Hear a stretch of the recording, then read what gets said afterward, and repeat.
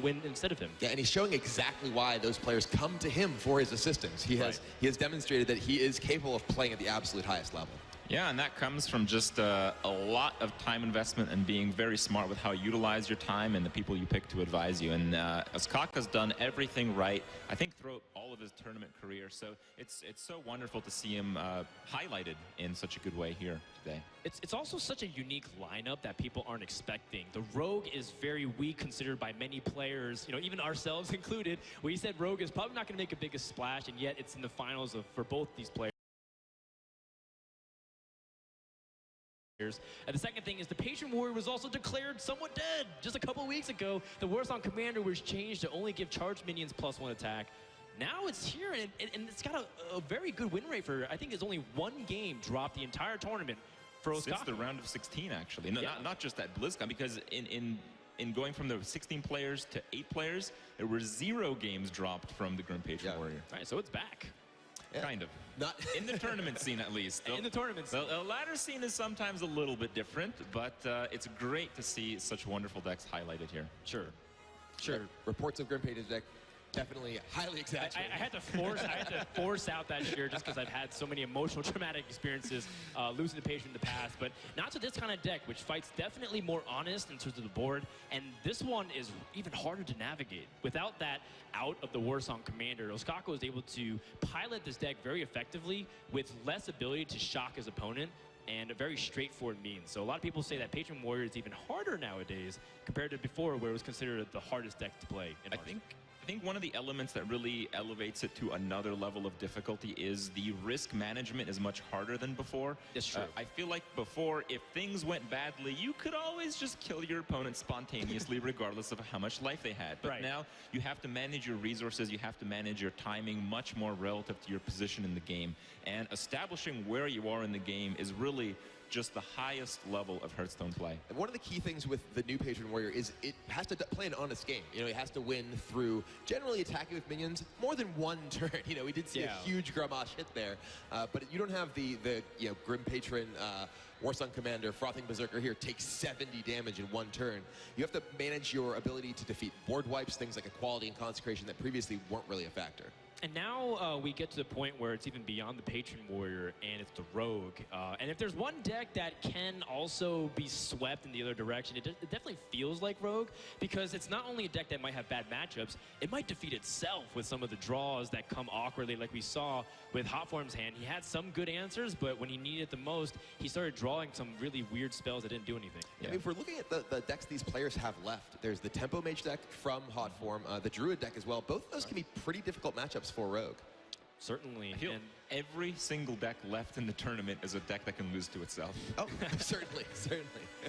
Well, we're about to find out, can Ostkaka continue his rampage? No longer is he in the shadows of his teammates and his peers. He is in the spotlight, one game away from becoming the BlizzCon 2015 champion. And it's always been players said that, with pretty good starts here. Yeah, these are great opening hands. The Wild Growth, exactly what Hotform is looking for. Ostkaka has Violet Teacher, which is one of the very, very powerful cards to start generating a large board presence that's difficult for the Rogue to deal with. Yeah, the Rogue, like you said, having that coin is just so big. Being able to get Violet Teacher out ahead on Druid is also really big. 5 health is a really good sweet spot because Druid usually needs to commit a couple of things, the hero power and some removal spells, or even minions that they don't want to trade favorably into it. But even a Shredder, for example, doesn't go into Violet Teacher well. So if Ostkaka can get ahead of his opponent on that, he'd be in a good spot. What Ostkaka really wants to go with that Violet Teacher is a preparation and something like Sap or Eviscerate that'll allow him on the 3rd turn to play his Violet Teacher thanks to the coin, and then use his preparation and removal effect to just get ahead on the board and put the pressure on Hotform to respond. Oh yeah. All right, well, let's see how it starts here. Looks like it's going to be the Wild Growth, potentially a keeper follow-up if some little minion comes down follow. Double Violet Teacher with a few spells might not do the trick too well, though. There's part 1 of the preparation Sap with Violet Teacher. It depends. I mean, Hotform could hypothetically just draw spells, or, you know, keeper the growth suboptimally, like just on curve here.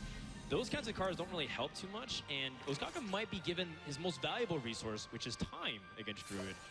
If he was able to get through the early game without taking too much damage, that is the point where a lot of rogue players will be like, yeah, it's favored against Druid. Right, but that's really the point. I mean, this is a game of pressure. Both players have a lot of burst, a lot of damage. Wow. And not necessarily the minion that you want to prep sap, but definitely going to allow Ostkaka to potentially set up for a really explosive turn. He may go for it. Just a Violet Teacher here seems fine to me, though. You can get 2 Violet Teachers on board. That's and right. Sap. Yeah, that just starts to be explosive. It allows Ostkaka to generate an enormous board. And Hotform picks up a big game hunter, not really what he's looking for here. Well, Hotform is just going for it. Like I'm saying, this game just has to do with damage. Once one player is too low on HP, suddenly they have to play so defensively. Yeah, and I mean, Ostkaka doesn't need that, though. He just picked up Backstab with Violet Teacher. That gives him the ability to backstab with getting tokens and then use Preparation with either Deadly Poison to remove or something else. He also could choose to take it really slow. Preparation often is used to combine with Sprint, but I think this is the time to seize tempo.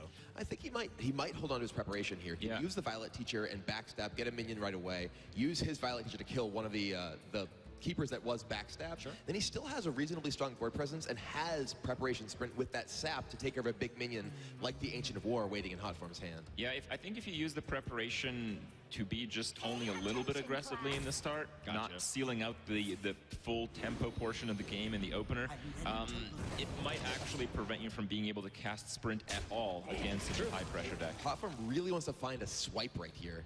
That is Wild Growth. Great card, not when you want it, though. Well, you might as well play it because nothing else is really going to make much of an impact this turn.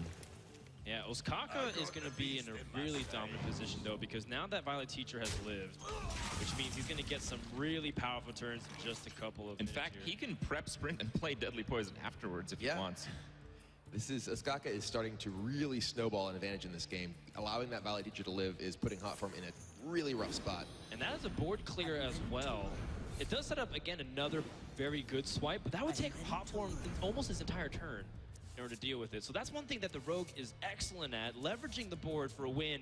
And with that Sharp Sword Oil draw, this could be potentially the last couple turns. It doesn't look that way, but with 30 health only against this kind of board, it can just light up 30 health. How far we've come. I was actually thinking that if there was a prep there instead of an oil, it would have been game over instantly. Yeah, he would have played the Deadly Poison and prepped the Blade Flurry to clear the board. Yeah, Hotform with the Ancient of War to draw some more cards, trying to find something that'll get him out of this. Wow, one card off. Oh no, another preparation. Well, I mean, there's also something to consider is the Violet Teacher adding more tokens on, so the oil doesn't always. Well, it could just be, yeah, okay. That might be a problem here. It depends, though. I mean, one of those things that Ostkaka still might not care. He might just develop Farseer and kill off this, and end up going for a more slow approach as opposed to trying to kill him this turn. Well, the attack here does seem to suggest that. Yeah, looks he like can maybe prep oil. And I mean, that just sets up a 2-turn lethal, unless he has lethal this turn, which I don't believe I see it. Yeah, he's just able to sap the Ancient of War back to his hand. Has an enormous board presence.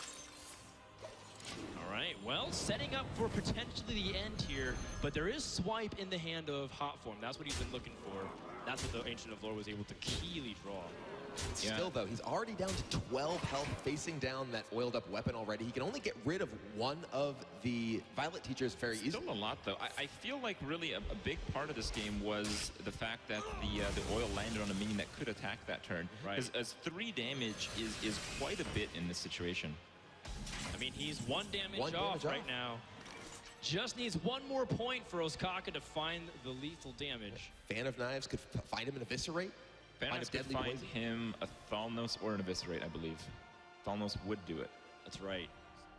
Any additional damage, if he drew Deadly Poison as well? Yeah. Fan of Knives? Ostkaka is very narrowly away from just being able to kill Hotform this turn. The but thing you is, have to though, keep in mind the burst of the Druid that could happen, right? I mean, some really bad things could happen on the other end. So it seems like he's going for a safe play here, and you can't really fault him for that because, you know, Druids have some crazy burst combinations.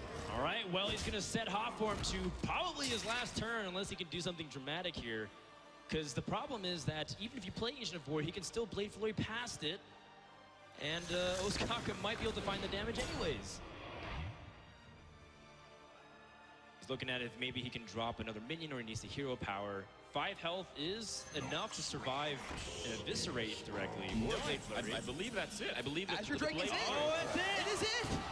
Ostkaka will be your 2015 Hearthstone World Champion.